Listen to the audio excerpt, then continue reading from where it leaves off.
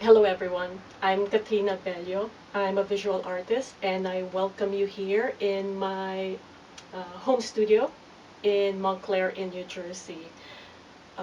First and foremost, I wish that you and your loved ones are all safe and healthy and well during this current health crisis and all staying at home.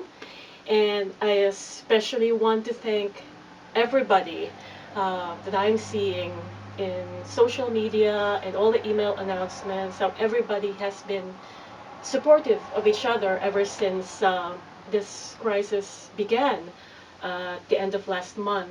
And also thank you as well to the Visual Arts Center of New Jersey for orchestrating these virtual artist talks and studio tours. I am just very humbled and inspired by how many uh, creative communities and organizations are coming up with creative ways to stay connected and be supportive of each other through this. So thank you. So this is the part of my home studio where I make my small drawings. So as a visual artist, my work is currently devoted to drawing. And in brief, what my drawings are about is how I can utilize my drawing medium as a means to embody the subject of the work, which is nature, landscape, time, ecology, and our complex relationship to the natural world.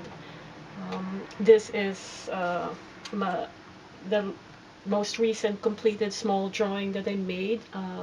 It is a graphite drawing that is based on one of the fastest melting glaciers in the south ice field of in Patagonia. And as you can see over here, these are just some of the references that I count on to execute the drawings, such as remote sensing, satellite images of the whole of the Patagonia, and actually that glacier that I was basing the drawing somewhere up here. What I'm currently working on here in my home studio is a series of large drawings that is titled Under Fire, or I think I might retitle it Fire Below. And this is the first drawing that I just completed 2 days ago, the first one in the series, and it's a large charcoal and pastel drawing on paper.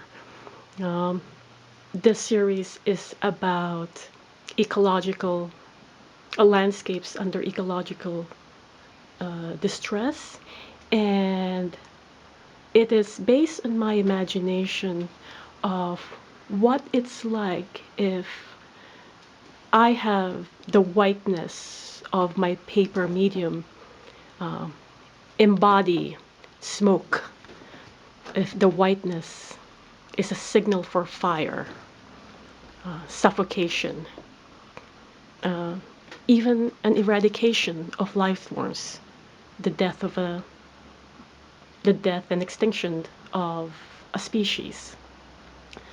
Uh, these are just some of the tools I use to make the drawings. My charcoal, um, one of the many gloves that I use to execute them. And over here also are just some of the references that I use to make these drawings. These are uh, images of the bark of one of the oldest, like an ancient tree genus, which is the magnolia tree. On the question of the artists who are my biggest influences, the artists who I look towards for inspiration right now, there's so many of them. There's my artists in here in my immediate community in the state of New Jersey, my artist colleagues in neighboring New York, and also in my fellow artists in mga kababayan ko na artists sa Pilipinas, the ones who are in the Philippines, where I am originally from. Um, but also, the artists who really move me are artists who are also arts advocates, whose practice transcend their studio, what they do, transcend what they do in their studios. Artists who are involved in social practice, who make political work, who create opportunities for their fellow artists, and artists who are also interested in environmental justice. But stylistically and conceptually, an artist that I have been looking up to for years is the Latvian immigrant, is Vijas Helmins.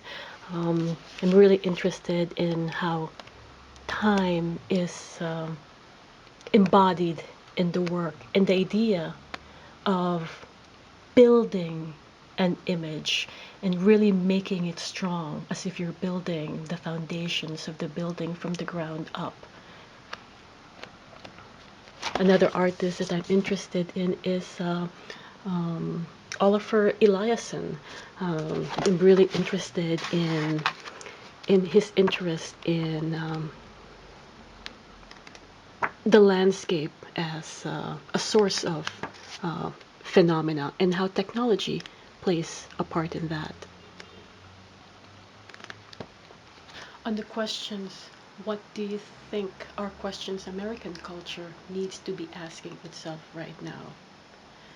I feel that after seeing how this pandemic exposed the insecurities and the vulnerable aspects of our economy, our healthcare system, our government, and at the same time expose the most vulnerable members of our society, our population, how can we continue to uphold the values that we've had before this crisis came upon us? I think we need to ask ourselves, how can American culture play a greater role towards social, healthcare, climate, and economic justice? And if we ever go past this crisis, how can American culture put more committed and determined steps forward in its powerful potential to be a part in the rebuilding, the healing, and the remembering? On the question of what do you think are questions the world needs to be asking of itself right now, I think that the world, from the level of the public, political, and government, down to the individual, I think we need to consider our relationship with one another and rethink if all those past conflicts between people, groups, and nations matter now. I feel that this global health crisis has revealed that none of our socio-political, economic, religious, and ideological differences matter as much as the safety and the preservation of the lives of the ones who are dear to us. I think the world needs to question if it's still humane to uphold the ideas, the beliefs, and the attitudes about divisions, of borders, of competitions, and of a race between nations. Perhaps the world needs to see that the only race that matters now is the human race. Thank you all for your time.